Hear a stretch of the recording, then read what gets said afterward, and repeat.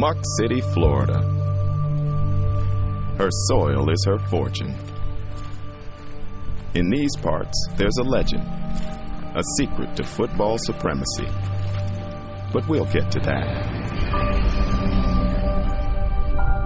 Of course, Muck City is just a nickname. A gathering of 4 towns in the Everglades, 2 hours north of Miami. But you won't find the bright lights of South Beach here. Nope. Nothing but sugarcane fields. It's in the middle of nowhere, not a lot to do. There are no shopping malls to go to. There's no Walmart, there's no Target. There really isn't any restaurants. Not a lot to do at all, man. Except, of course, play football. You got to get penetration. 2-3 yards in center and get flotation to the damn ball. Don't need to run up. Don't need to run up. How are you going to stop the option? Folks out in Muck City look at football as a rite of passage into manhood. 3 high schools sit within 10 miles of each other: Pahokee, Glades Day, and Glades Central. In 2006, all 3 won state championships in their class.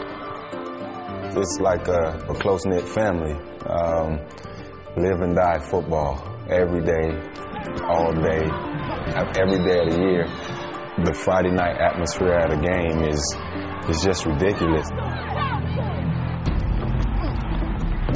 The talent is good. You're talking about a part of Florida where it's a blue collar area. So you usually got pretty tough kids, boys that are not spoiled, boys that are used to working for what they get. When Coach Bowden says blue collar, he's being nice. For some, money is scarce, opportunities are rare, and the only chance to get out of Muck City is to play football. And play it fast. Speed is probably the one thing that everybody knows. Man, those guys from the Glades, they just got speed. That's what a lot of people say. They just got that reputation. It seems like most of the kids we've got out there had excellent speed. So now you might be wondering, how does such a small area produce lightning-fast football players? Well, deep inside the muck of these sugarcane fields, you'll find the secret. This is where the legend lives. We chase rabbits in order to get faster. Yep, happens every winter. They chase rabbits.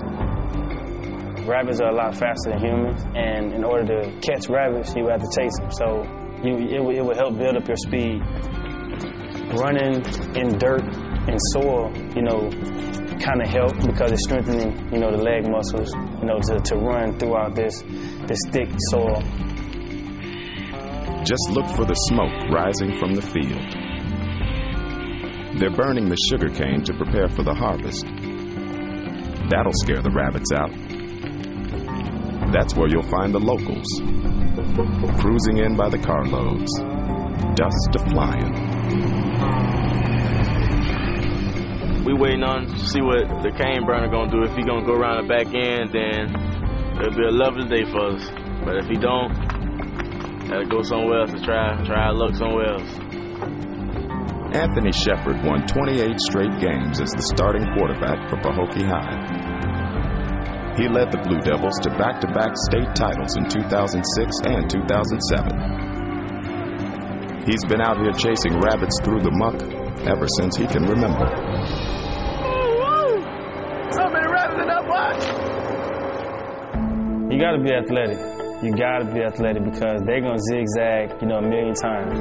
And the better that you can maneuver throughout the soil, in the muck, back in the fields, you would have to be, very athletic to want to, stop on the dime like how rabbits do. They will run one way and stop and cut back and run right between your legs sometimes. The rabbit is elusive like a running back. They make the quick cuts. It really helps me. So I compare them to the running back. If I can make the quick cuts like the rabbit does, it's going to be easy for me to track down the running back. makes your ability to cut and zigzag and reverse field and all those good things that rabbits do. Rabbit can lead you on a good chase. Even old Don Thompson doesn't know when the tradition started. When he arrived in Pahokee in '49, Muck City kids were already chasing rabbits. So Don chased them too. And when he coached Pahokee to its first state title in '89, he used the rabbits to help him figure out who should play where. Can't get more than 50 rabbits in a day, then only those could graduate to running backs in skill positions. And everybody that got up to 50 would have to play line, go to the line. For those in Muck City, there is one trophy rabbit, the fastest, most elusive, and rarest of catches, the cottontail. Charles Walker and his son Tony, a cornerback at Glades Day, know how hard it is to catch. They say through the decades of chasing, not a single walker has ever caught a cottontail. But on a bright Sunday morning last March, Tony spots a fleck of white darting through the muck. The color, they different. It was gray, and I was like, oh, this must be a cottontail. I said I had to have it. That cottontail would take Tony on the chase of his life. Up and down the hill, through the dust. For almost 5 minutes the chase went on, until the cottontail disappeared deep into a canal. That's where the chase ended. He jumped in the water and I just jumped on top of him. What? A walker caught a cottontail?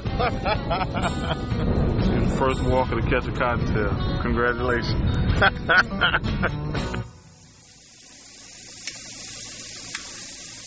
Muck rabbits go for $2 on the market. The cottontail goes for $3. But Tony wasn't looking to sell this prize.